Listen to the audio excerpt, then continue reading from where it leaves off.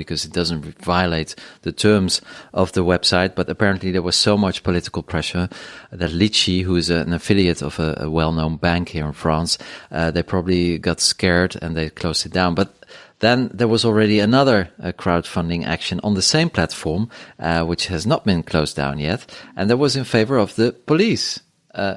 And how much money is there already? Well, so as you said, this was put in place by a president of one of the southern provinces, regions here in France. And a couple of days after it was created, it is now at 1.4 million euros. And its organizer says that it's a beautiful example of solidarity.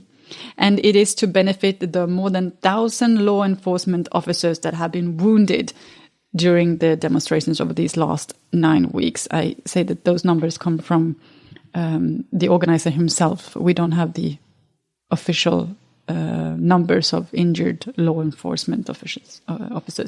But of course, this raises very interesting questions, I must say, I think, regarding the long arms of the state. Yeah. I mean, as immoral that you can think it is to create this kind of fundraiser to support a guy who was just punching a police officer. It's outrageous in that sense.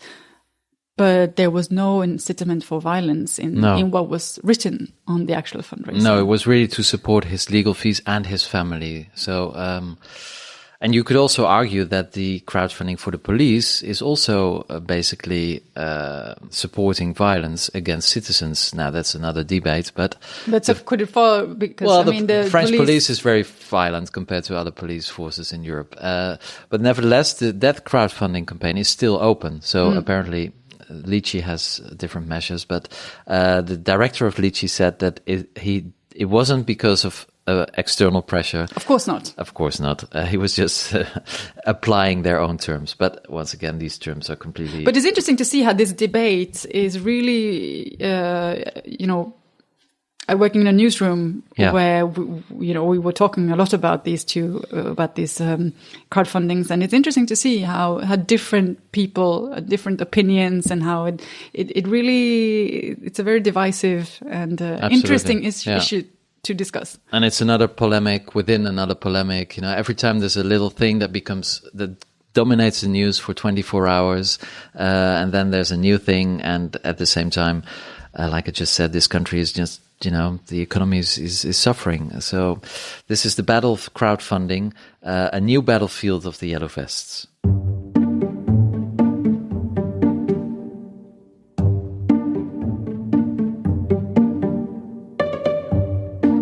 Sarah, do you fancy a cigarette? Not anymore. Not anymore. You. Okay. Well, I never smoked, but we are living in, the country, probably the country that smokes. One of the European countries where people smoke the most of the continent. Everybody knows all those famous movies of the 50s and 60s, black and white philosophers in the Café de Flore. Smoking cigarettes. Gaulois cigarettes. The France's love for the cigarette is, of course, mythical, but it's now starting to fade. The fact is that continuous price hikes over the last decade, smoking decreased by just a few percentage points every year. But that was before last year, because in 2018, tobacco sales dropped by a record 9.3% compared to the previous year. And it looks like there's a real change in the French's habits, because even the seizure of illegal imported tobacco went down with 20%. Now, what's happening here? Are the French fed up with their Well, maybe there's, maybe things are slowly or finally starting to change also in France. The French have held on to their cigarettes for a very, very long time, and long after many other European and developed countries. And it's interesting to see that, suddenly last year it was this major drop, and it looks like there's a real drop in the tobacco use, because there's always this talk about how people, when it gets too expensive, people are going to start to illegally import instead. But since the seizures of the illegally imported tobacco also dropped that much, it looks like there is a real change of the habits. And of course, the fact is that the average price of a pack of cigarettes in France has gone up, like it's tripled since the year 2000. So it is a major cost. A pack of cigarettes costs about €8 today. Yeah. Here in It's France, one of the highest in Europe, I think. It is pretty expensive. Yeah. And also you have these laws that were put in place in 2007. It became illegal to smoke indoors and in public places, etc. So I think that all of these measures are starting to pay off. And also the fact that since last year, since 2017, there's also this neutral packaging in France where you no longer have the branding of the cigarettes. No, and sometimes with horrible photos on it as well. Exactly. Yeah, and then you have the e-cigarettes, which is very, very popular in France. Yeah. And I think that it is proven that many have actually swapped their tobacco cigarettes for the e-cigarettes. Now, it's not absolutely clear how healthy the e-cigarette is, but what most experts seem to be saying is that at least it's better to smoke an e-cigarette than to smoke a tobacco cigarette. Yeah, there are many shops. In every street has at least one e-cigarettes shop. So why do they smoke so much? Actually, the French. I think it's as you said, the mythical idea of France, and there's also something rebellious about smoking. And I think that French love and they like the idea of themselves as rebels and of not always following the footsteps of the United States, for example, where, I mean, in the US, you have this whole, gluten-free yoga, health craze, way, exactly, in sometimes maybe in extreme way, while the French sometimes they like this idea of themselves as wine drinking, smoking, non-exercising, but gorgeous people anyway, to just give some stereotypes. But I think the cigarette, it's part of the French identity. Yeah. And stop smoking is changing your identity in many ways. So it's on its way, and I think it's it looks like this got a real boost over the last year. But you should remember, because cigarettes is the most it kills 200 people in France every day. Yeah. And that's much more than alcohol, for example. Yeah, yeah. So the French myth of cigarettes everywhere is going up in smoke.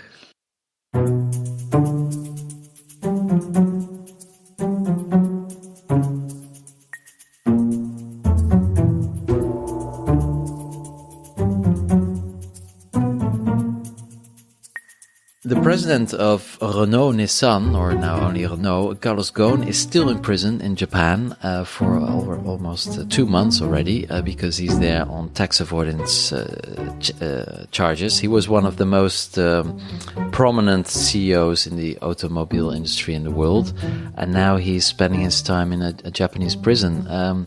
What's the story here, Sarah? What's going on with Ghosn? Well, he's trying to figure out himself, as it looks.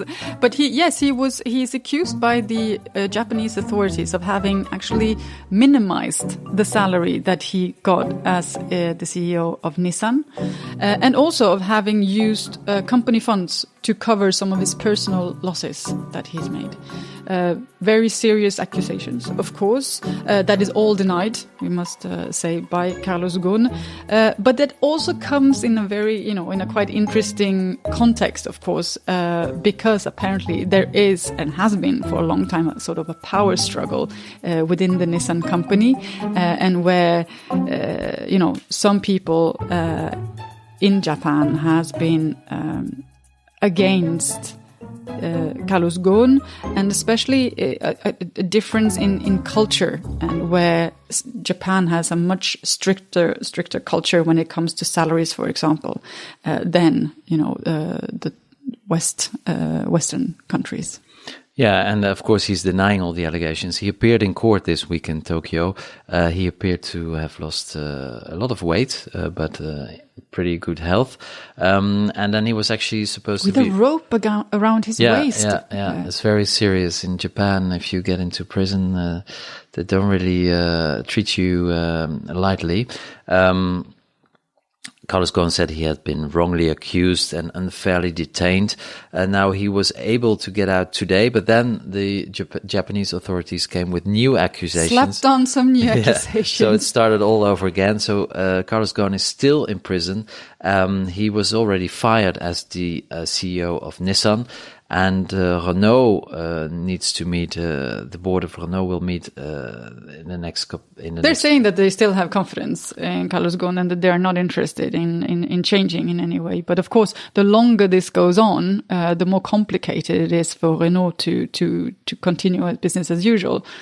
Absolutely, and Renault is meeting up this week, the board, to find a way to tackle this problem. Because, of course, if he stays in custody, then Renault needs to find a new chairman very quickly. But Ghosn still has the support of the French authorities. This is not, of course, the case of the Japanese authorities, and some French politicians even say that the Japanese are just xenophobes and that they're trying to punish a Western leader, but. It's very unclear what really happened. But then again, Renault Nissan is based in the Netherlands, known as a fiscal, haven. What was interesting this week as well is that it actually came out in the public that Carlos Ghosn, then one of the faces of one of France's most known brands, which is the Renault car, actually did not pay his taxes in France since the year of 2012. Yeah, and he's a fiscal resident of the Netherlands. Now, Renault Nissan is also technically a Dutch company, so it makes sense. But of course, it raises suspicions about the fact that Carlos Ghosn may have been indeed a tax avoider, or even, a tax evader, which is illegal. But this would be interesting. We haven't heard anything from Emmanuel Macron so far in this case. Emmanuel Macron, who actually asked all the leaders of major French companies, where the French state is a major stock holder, to pay their taxes and to be fiscal residents in France. But we haven't heard anything from Macron regarding this case. No, only Bruno Le Maire, the Minister of Economy, has expressed himself. But he still supports Carlos Ghosn.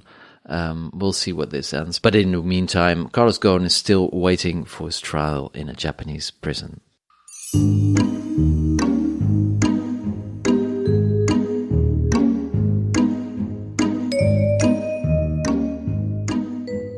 If you think you have eaten enough with Christmas, then in France you're not done yet, because there's a new holiday very quickly, and it has another delicacy. I like it very much. It's the King's cake. What is it, Sarah?